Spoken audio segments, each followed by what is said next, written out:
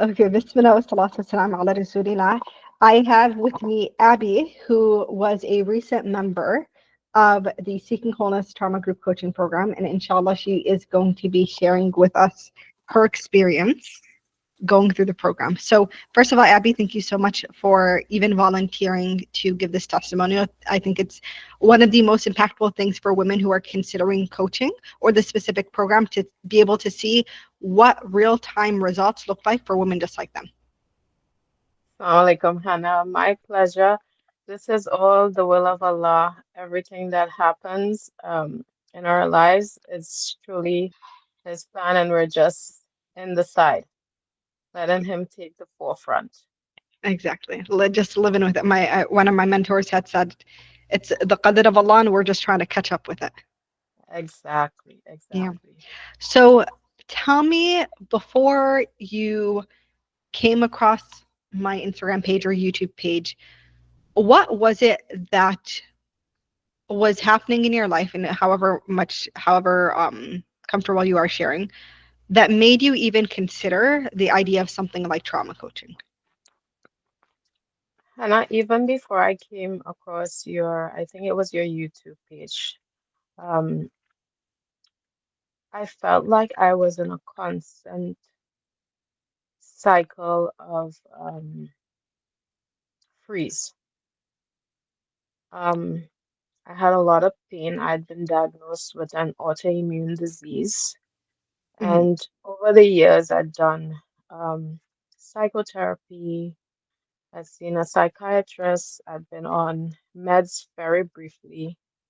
And emotionally, I felt very numb. Hmm. I was um, I was not an active participant in my own life. I felt like everything was happening to me, but not me taking part in my life, um, if that makes sense. Yeah. So the constant idea of me as a grown woman being so, I don't know what the word is right now, but I didn't feel like this was it for me. Stuck. It, yes, stuck, um, a lot of numbness. Um, but at the same time, that's the emotional part of my being. But the physical part of my being, constant pain for at least, at least constant pain for at least 15 years now. So Subhanallah. yeah, I've been diagnosed with an autoimmune disease when I was having my last daughter. Hmm. She is now, she'll be 15, inshallah. So while I was having her, I got diagnosed. So 15 years. Hmm. Hmm. Um, Yeah. and I'd have ebbs and flow, and I would have relief sometimes, but you know, I just knew that it was, for me, I knew. I don't know if it's my instincts, but I just knew that it wasn't just something physical that was happening with my body. And because there would be times in my life when I would have great um, deals of stress, Hmm. I would feel pains in certain parts of my body. I Hmm. would have, like, let's say I have like a disagreement, or I have, like a bad relationship with a certain person. I would feel that pain in a certain part of my body, and I could relate that pain to thoughts of that person as well too. Mm. That was before I came across your YouTube page, Hannah. Yeah. So you were already identifying parts of your body where trauma was being stored, and you didn't even realize that that was what was going on.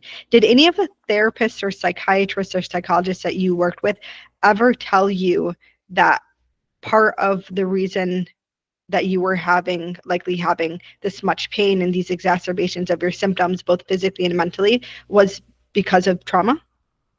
Never, never. I've never heard that word associated with myself.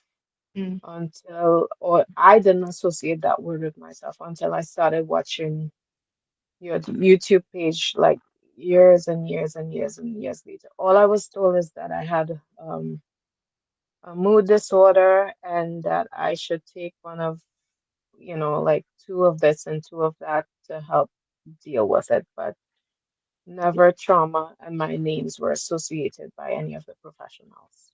mm.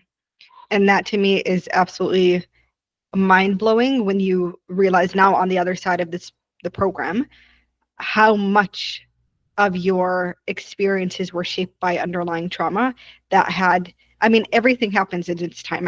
We don't live with regrets. Even the hadith that we looked at in the program of not even saying what if, because what if opens the doors to the shaitan.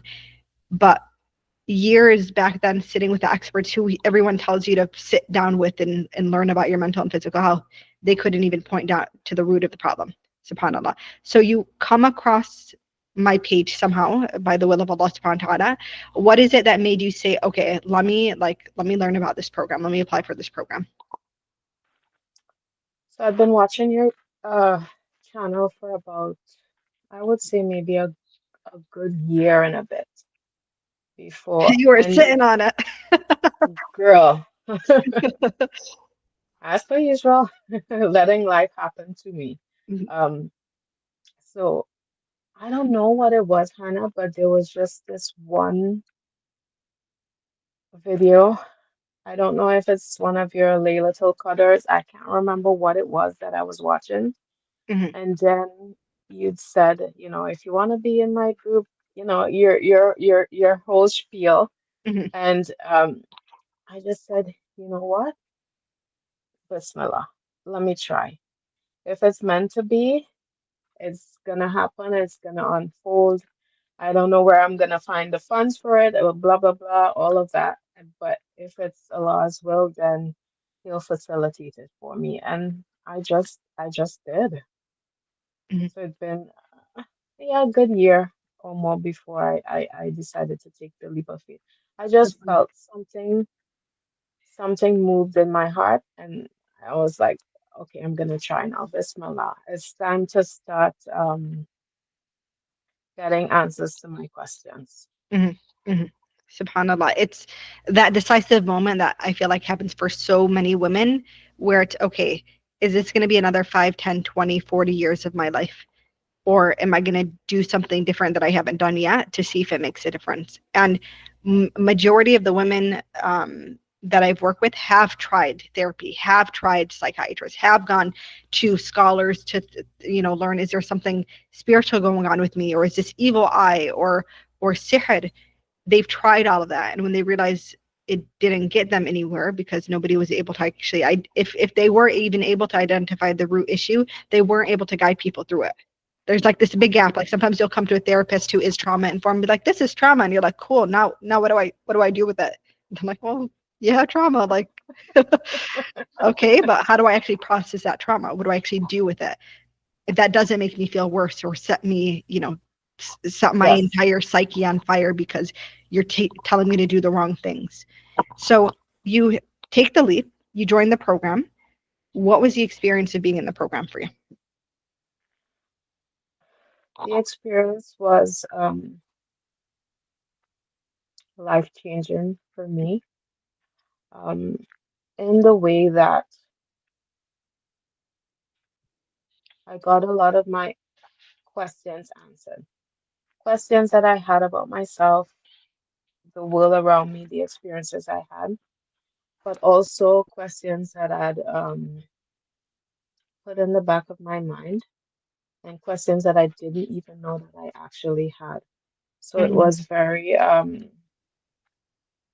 it was life changing for me because now I feel like I have the autonomy now to deal with things as they come. mm-hmm, To be honest, Hannah, it took me, I think, maybe a good halfway through the program to realize that because I've been sitting back so long and didn't take an active part in either healing or, But when things happen in getting out of them in a positive way, it took me till halfway through the program to realize, and this is me being very honest, Mhm, that I had to put forth a lot of the effort, and there was no magic pill, and that this would be like everything in life. It's a constant cycle, and it goes and it comes, and learning happens, and things happen, and you gotta just go with it and take an active part in making it a better outcome for yourself. mhm, mhm. And as you're doing that, you're guided through the process with women who are surrounding you who are going through very similar experiences, someone to count your win, a coach who wants to see you succeed. Um, and I would assume that probably had to do with your willingness to even be brave enough to take that leap. Yes. Um, I did not expect because the diversity of the group was such that, we're so egocentrical that we don't even think that people have the same experiences as we do.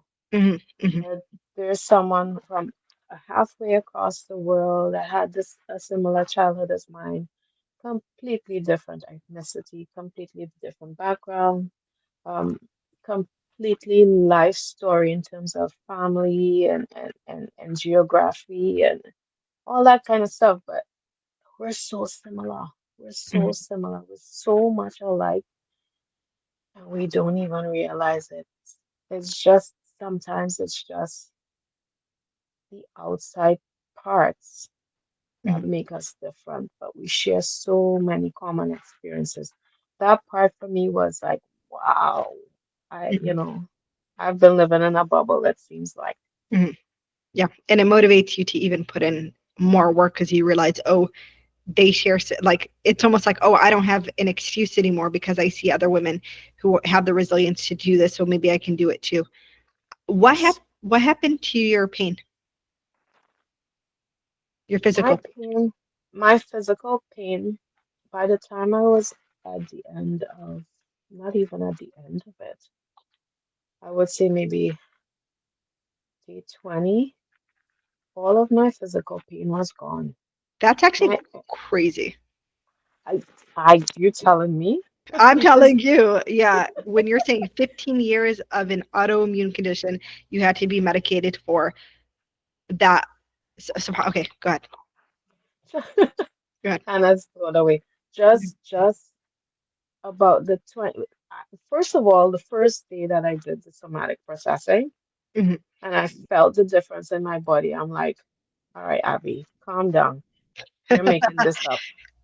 Like this is not because I'm so in tune with my body that mhm, I feel the little differences in my body. mhm, It doesn't take very much for me to know what's happening in my body, whether it's the time of the month coming or when I'm obvious, like everything. So I'm really in tune with the little fine details. So the first day I'm like, okay, so no, this is not really happening. Before I get to this part, Hannah, mhm, I was in so much pain when I came to this program that I felt like not that I was gonna die, but I felt hopeless, astaghfirullah. mhm, I felt I felt like, and I know I have a high threshold for pain, mhm, but it was too much. So by day one, day two, and I could feel an ease. And some days it was a small ease, and some days it was something very big. Like my autoimmune disease is called ankylosing spondylitis. mhm, So it's like an arthritic condition. It's in the base of my spine. It's in my hip, my pelvis. So it feels like there are bones grinding on each other. If I lay on the side or, XYZ. And when I got that relief, and that was way before day 20, I was like, SubhanAllah. yeah, This is amazing. I forgot what I was going to say. I'll take it. No. Because you know what's funny? You guys don't update me on the physical part. Like some, you guys will make mention of it, and then I'll hear it for the first time. I'm like, did you just say like your pain has completely disappeared? SubhanAllah, it's incredible. And it's, there are other women who are in the same cohort who also had pain disorders. So like one with fibromyalgia as an example, right? And for those who Yes. don't know what fibromyalgia, it's a neurological pain disorder, very heavily associated with trauma. But she shared how her symptoms were improving, even though she was already very hyper vigilant about managing it even before the program. Another person who was talking about how her PMS symptoms, the physical debilitating ones and the mental ones, which was even worse for her because she had PMDD. Look that up, guys. PMDD, if you don't know what it is, it's PMS on steroids. It's horrible. And she was even similar to what you were saying. You're like, day one, you're like, wait a minute, let me not get my hopes up. Same thing. She was like, okay, this happened, but I'm not going to say anything. And then month two came, and then month three came, and it was the same thing. And all of a sudden, this thing that is technically uncurable, PMDD is supposed to be uncurable, she no longer meets the criteria for. Yeah. And I say Yeah. this from the medical perspective as someone who can diagnose people with this condition, subhanAllah. Sometimes too, Hannah, it's just that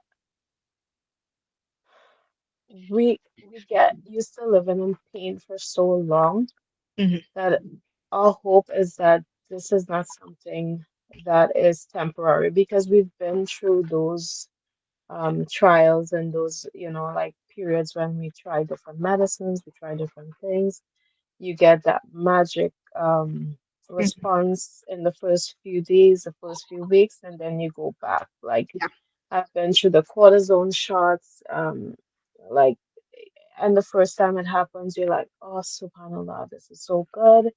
And then by day 10, you feel the pain coming back. So it's Hmm. sort of it's a bit like that, not wanting to believe that this is actually what is happening to my body. I'm actually starting to feel better. This is something that's temporary, permanent, sorry, as Hmm. long as I'm active about, doing and taking the steps that I need to do. Exactly, subhanAllah. Um, What happened to you mentally?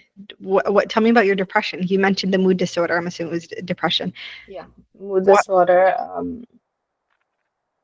I think that was heightened when my dad passed away, Later. and I felt like I wasn't diagnosed or anything, but I felt like Yeah. I had a mental breakdown, Mm. and slowly after that, you know, my marriage started to fall apart. Um, I was very depressed, but now, Alhamdulillah, I have such I have mental clarity. I have focus.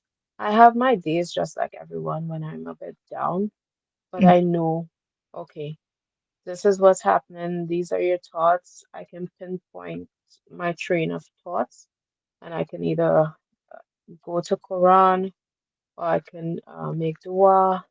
I can try some of the somatic exercises. I can do some havening. I can do the cerebral circuiting. Like it's just now that I have tools to deal with it.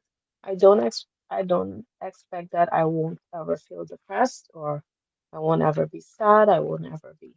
But now I know I have tools to deal with those emotions in a healthy way as opposed to just ruminating, to use one of those words, Yeah. you know. And that's the thing, right? People have these huge expectations that every problem they ever experience is going to go away, and that's not the promise Allah made to us. We're going to be tested.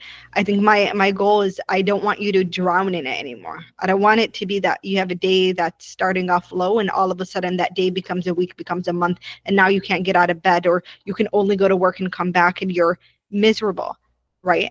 I want it, if it's a day, then let it just be a day. It doesn't have to turn into your week, because now you're so well resourced and your nervous system has so much capacity and you have all of these things that you can do. And if it's associated with trauma or if it's not associated with trauma, you know how to manage it without it sweeping you under, in the way it might have for years before then. I agree, Hannah. Mm-hmm. Life, the way we approach life has to be